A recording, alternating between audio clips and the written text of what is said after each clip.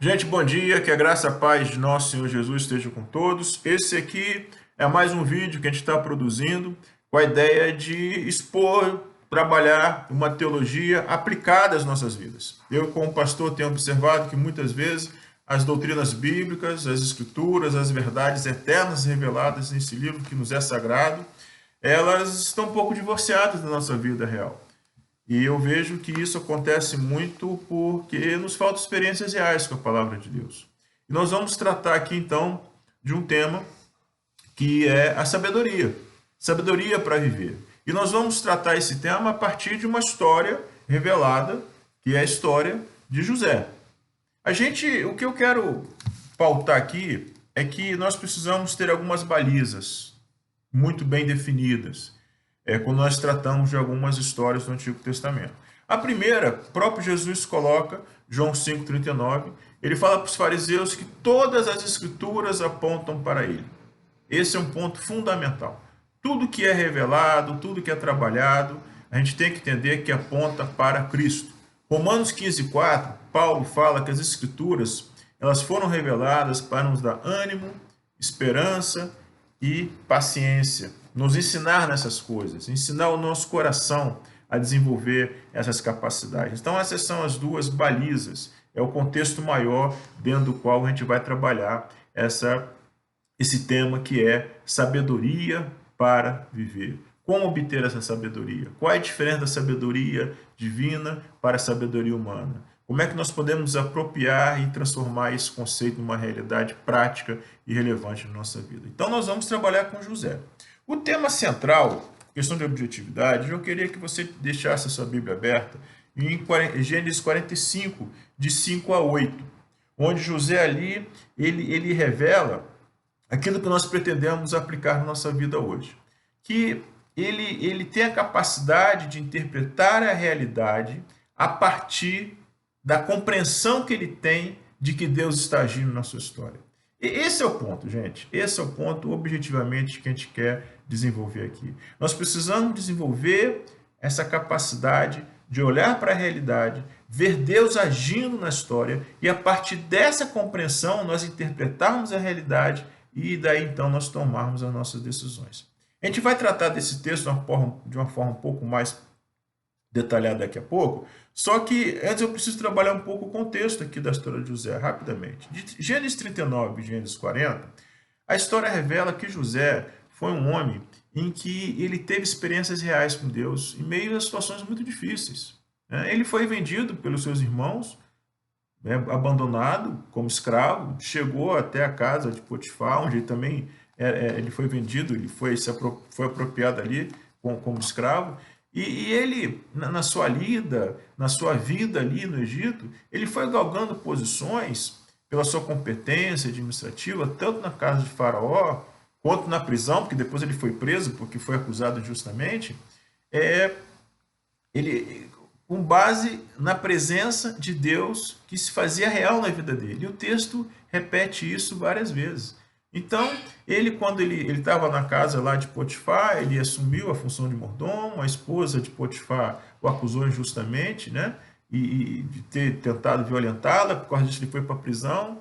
Na prisão, ele caiu nas graças do carcereiro, assumiu funções de gestão, e ali chegaram dois homens, que eram o copeiro e o padeiro do Potifar, e revelaram sonhos, ele interpretou esses sonhos depois abriu porta para ele interpretar o sonho de Faraó, essa interpretação do sonho de Faraó fez com que ele fosse governador do Egito.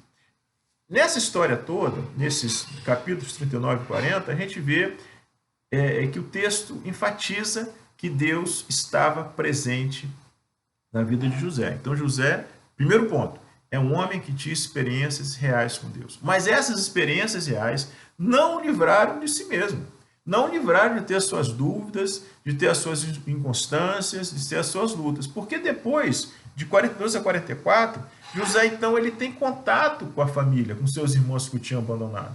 Por causa da fome de Canaã, seus irmãos vão procurar, e ele era governador do Egito, ele tinha todo o poder de prover subsistência. E nesses capítulos a gente vê que José ele passa por uma luta, por algumas lutas.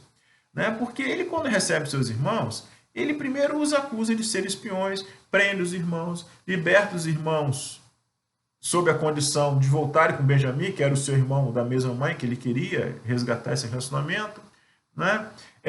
Os irmãos, quando voltam, ele recebe, ele trata bem, mas sempre de uma forma, no meu entendimento, dissimulada, ele não revela quem ele é, e ele chega ao ponto de armar uma situação de forma que Benjamim fosse ser culpado de um roubo, de forma que Benjamim ficasse com ele e os irmãos fossem.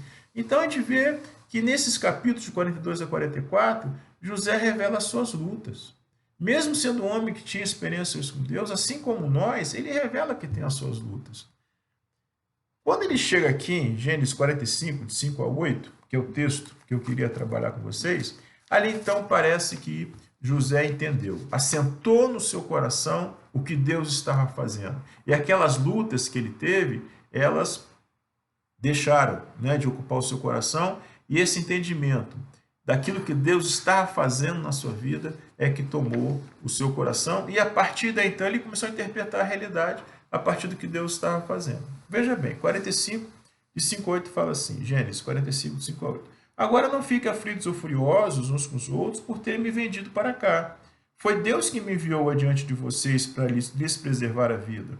A fome que assola a terra há 2 anos continuará por mais 5 anos, e não haverá plantio nem colheita. Deus me enviou adiante para salvar a vida de vocês e de suas famílias e para salvar muitas vidas. Portanto, foi Deus quem me mandou para cá e não vocês. E foi Ele que me fez conselheiro do faraó, administrador de todo o seu palácio e governador do Egito. Gente, esse aqui é o ponto alto, né, do texto. Porque, veja bem, José tinha experiências com Deus, era um homem com experiências, mas ele tinha suas lutas. Nós vimos aqui que ele prendia os irmãos, soltava os irmãos, armava uma arapuca para ficar só com Benjamim, se ver livre dos irmãos. Mas aqui, então, essa confusão toda se desfaz.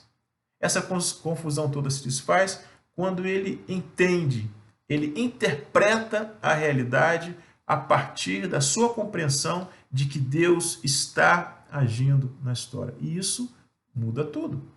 Porque a partir desse ponto, a família é acolhida no Egito, o povo prospera e daí vem Jesus Cristo.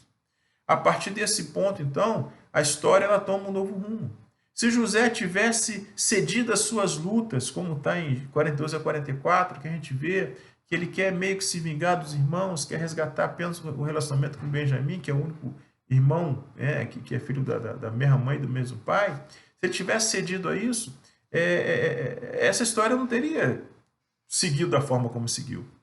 Então, veja bem, é importante que nós entendamos isso. Nós precisamos aprender a interpretar a realidade, a confusão, muitas vezes o caos que nos cerca, a partir de uma compreensão de que Deus está agindo. Deus está agindo na nossa história.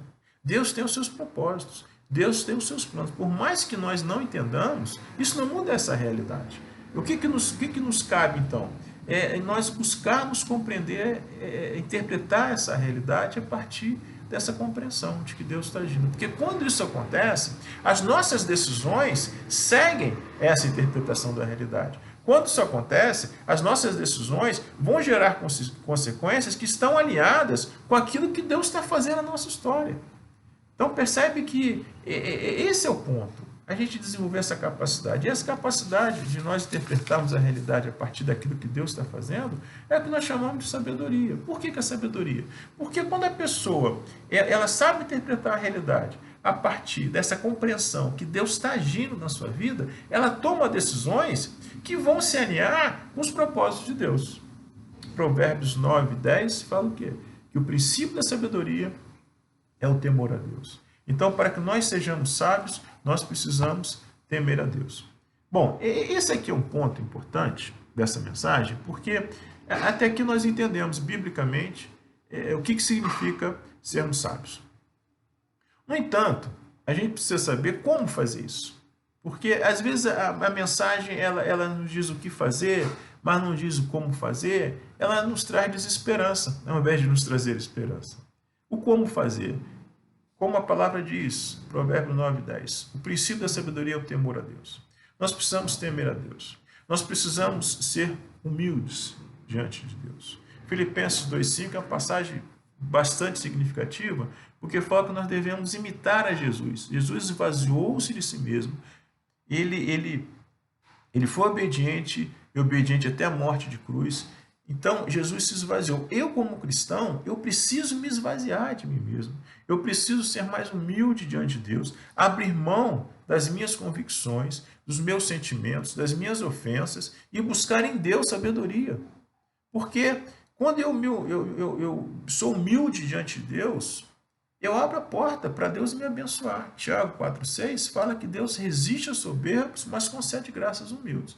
Enquanto eu estiver preso nas minhas mesquinharias, nos meus sentimentos, nas minhas ofensas, eu não vou ter acesso a essa graça de Deus. Eu preciso me esvaziar de mim mesmo. Isso é um treino para o nosso coração, para que eu possa chegar e pedir sabedoria a Deus, como está em Tiago 5. Então, quando eu peço sabedoria a Deus, Ele nos dá sabedoria. Mateus 7, 7 a 11 fala, se você pede, você recebe. Se você bate, a porta se abre. Mas como é que é essa entrada? É eu me esvaziar de mim mesmo. Eu preciso ser humilde, né? Para poder pedir sabedoria a Deus para viver. A sabedoria só vem para aqueles que são humildes. Então, esse é o ponto, esse é o foco, esse é o nosso objetivo, né? A gente, como cristão, nós precisamos, assim como José, precisamos aprender a interpretar a realidade a partir dessa compreensão que Deus está agindo na nossa vida. Quando eu consigo fazer isso, as minhas decisões seguem os propósitos de Deus. E para que eu possa fazer isso, eu preciso me esvaziar de mim mesmo, das minhas ofensas, daquilo que eu acho que é certo, né? Até das conclusões que eu posso ter chegado a partir de experiências passadas, abrir meu coração, me colocar de forma humilde diante de Deus. Então, aí sim, pedir, Deus, me dá sabedoria, me ajuda a interpretar essa situação, essa realidade a partir daquilo que o Senhor está fazendo. Eu não vejo o Senhor agir, não preciso compreender tudo, mas eu preciso entender que o Senhor está agindo, me dá essa compreensão mínima para que eu possa interpretar essa realidade e alinhar as minhas decisões a partir dessa interpretação. É isso, gente.